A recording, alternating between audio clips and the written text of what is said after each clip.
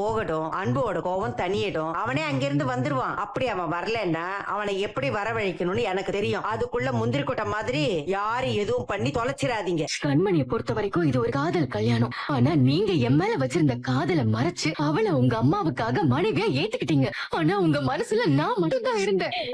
வெண்ணிலாவை நீங்க காதலிச்சீங்களா? நான் தான் கல்யாணம் பொண்ணுன்னு உங்களுக்கு முன்னாடியே தெரியுமா தெரியாதா? தெரியுமா தெரியாதா? கல்யாணத்துக்கு முதல் நைட்டு நிச்சயம் பண்ணும்போதுதான் நான் கட்டிக்க போற பொண்ணு நீ எனக்கு தெரியும். கண்மணி அழாத கண்மணி. யாரும் எனக்காக கவலைப்பட வேண்டாம். நீங்க போய் தூங்குங்க. நீ இப்படி அழுதுட்டு இருக்கிறத பார்த்ததுக்கு அப்புறம் எப்படி நான் போய் தூங்குவேன்? உங்க பரிதாபம் எனக்கு தேவை. கண்மணி இங்க பாரு, உன் மேல உள்ள அக்கறையில தான் பேசுறோம். உன் வாழ்க்கைய நினைச்சு நானும் அம்மாவும் எப்படி கதி கலங்கி போயிருக்கோம் தெரியுமா? எனக்காக யாரும் ஃபீல் பண்ண வேண்டாம். நீங்க அதை நான் பாத்துக்கிறேன். நீங்க போங்க. அவளை எதுக்குடி விரட்டுற? உன் மேல இருக்கிற கவலையில தானே அவ பேசுறா.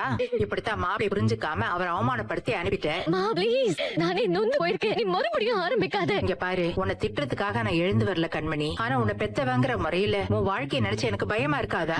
அத பத்தி உனக்கு எந்த கவலையும் வேண்டாமா? நான் இப்ப ரொம்ப தெளிவா தான் இருக்கேன். உன் வைராகியமும் உறுதியும் உனக்கு நம்பிக்கை தரலாம். ஆனா வாழ்க்கைக்கு அது மட்டும் போதாதுடி. இப்ப நீ என்ன சொல்ல வர? நீ கொஞ்சம் பொறுமையா இருந்திருக்கலாம். எதுக்கு இன்னும் ஏமாந்தவளாவே இருக்க சொல்றியா? அப்படி இல்லடி, கண்ணால பாக்குறதும் போய் காதால கேக்குறதும் போய் எதுவா இருந்தாலும் தீர விசாரிக்கணும். மேலோட்டமா பாத்துட்டு நீயா எந்த முடிவுக்கும் வந்துடாத. அப்படி முடிவெடுத்துட்டா அனாவசியமா நிறைய விஷயங்களை நம்ம இழக்க வேண்டி வந்துரும். நிறைய விஷயங்கள்னா வேற என்ன, ஒரு நல்ல புருஷனையும் வாழ்க்கையும் அநியாயமா இப்படி தொலைச்சிட்டு வந்து நிக்கிறியே, அதுதான் சொல்ற. அவர் உன்கிட்ட பேசணும்னு தானே வந்தாரு. நீ ஏன் அதுக்கு வாய்ப்பை கொடுக்கல? எல்லா உண்மையும் தெரிஞ்சிட பிறகு பேசுறதுக்கு என்ன இருக்கு? இல்லையா, கல்யாணத்துக்கு முன்னாடியே அவர் வெண்ணிலாவை விரும்பினாருங்கிற உண்மை மட்டும்தான் உனக்கு தெரிஞ்சிருக்கு. ஆனா இப்ப நீ அவர் கூட சந்தோஷமா தானே வாழ்ந்துட்டு இருக்க. அந்த குடும்பத்துல யாரு உன்னை அவமானப்படுத்தினாலும் உனக்காக முதல்ல குரல் கொடுக்கறது அவர் தானே.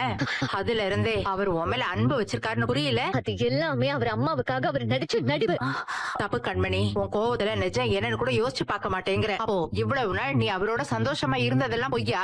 சந்தோஷமா இருந்தேனா? முட்டாளா இருந்தேன்னு சொல்லு. அவருடைய மேல துளி கூட விருப்பம் இல்லம்மா. இன்னும் அவர் மனசுல வெண்ணிலாவை தான் நினைச்சிட்டு இருக்காரு. இது கூட தெரியாம நானே இவ்வளவு வீட்டுக்கு கூட்டிட்டு வந்து இன்னும் வசதியா வர அவருக்கு பக்கத்துலயே வச்சிருந்தேன். உலகத்திலேயே என்ன மாதிரி படிக்கணும் முட்டாள் வேற யாராச்சும் இருப்பாங்களா? சொல்லுமா. கண்மணி அழாத. அவர்தான் என்ன ஏமாத்தினாருன்னா அந்த வெண்ணிலா சின்ன